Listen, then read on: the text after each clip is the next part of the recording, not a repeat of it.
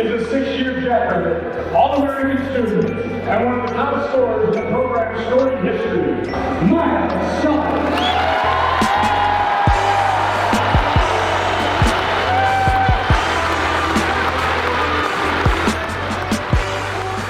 You have done everything here. In your 6 years at South Dakota State, I mean, your bio on the website is something like 1,400 words just for your time here. The legacy that you're going to leave here, how important is that to you? Yeah, I think it's kind of surreal to look back. I don't think coming in as a freshman I had any idea of what my time here would be like. I think you kind of have visions of what you might want it to be, and I think I think when I look back I'll be very just proud of what I was able to accomplish here and who I was able to do it with. I think just being surrounded by, you know, the teammates, the coaches, the community that I have been here is really important to me, and I think that is probably what I'll take away the most from it. Before you even started here, you left a legacy in your hometown and at high school, and that bio was something like 800 words on your website for South Dakota State. But you know, everything that you've done athletically, it seems like you've done it all, right? You were the Gatorade Player of the Year in South Dakota. You were Miss Basketball in South Dakota. That pressure coming in as, you know, a top recruit for South Dakota State, it seemed like it didn't get to you. Yeah, I think again it's just kind of a testament to this program and this culture. I think being a kid from South Dakota, this is the place that, you know, you looked up to as a basketball player, and so to be able to be a part of that program was really special for me. And then when you're surrounded by people who put you in good positions to succeed, it kind of takes that pressure off from, you know, me personally. And so I think it's just kind of a credit to the culture and the program that we have here, and just really grateful to be a part of it. Well before high school in South Dakota State, you were playing basketball in a barn, right? There's a story that Midco did on you. Yep. And I think when people think of barnyard basketball, they kind of associate that with Indiana, but it's here in South Dakota, and that's kind of where you got your start as well. Looks like a super average barn, I know. However, it is so much cooler than that, and I can't wait to show it to you guys.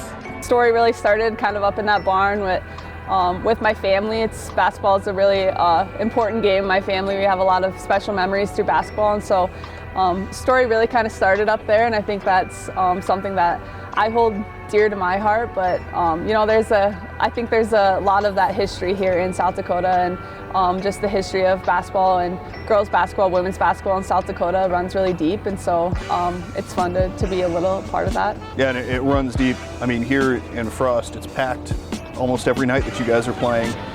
The fan base of the Jackrabbits, they love it here, yeah. Right? They love this team, they love this school. How important has that been to the run that you guys have had and the run of success over your 6 years here? It's just a really special community to be a part of. I think, you know, when you're being recruited and just being from South Dakota, you kind of know that really good support here at South Dakota State.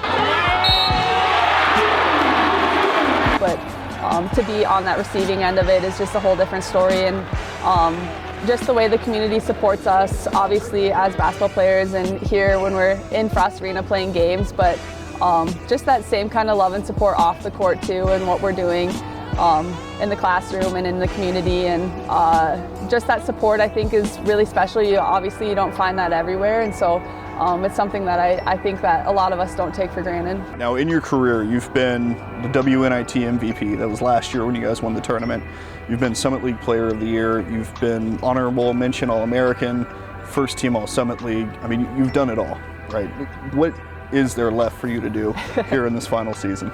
My goals probably are a little more team-oriented. You know, we haven't won a Summit League championship in a few years, and so making a run in that tournament I think will be a goal for mine, I guess, and then continue to just make a run after that, and hopefully in the NCAA tournament, and continue to just kind of move this program forward. I think when I look back, I hope that when I came in to when I graduate, just helped move kind of the program one step forward, because there's a long history in this program. It's been a very successful program, so I think just finding ways to continue to kind of move that forward the best that we can. Once you're done, once the season is over, what's next for you? Yeah, that's a great question. I think that's something that I'm still probably working out too. I think I want to see how far basketball can take me. You know, like I said, I think it's been a really important part of my life, important part of my family's life, and so basketball is really a special sport for me. So I think I'll see how far basketball can take me, and then from there we'll go from there.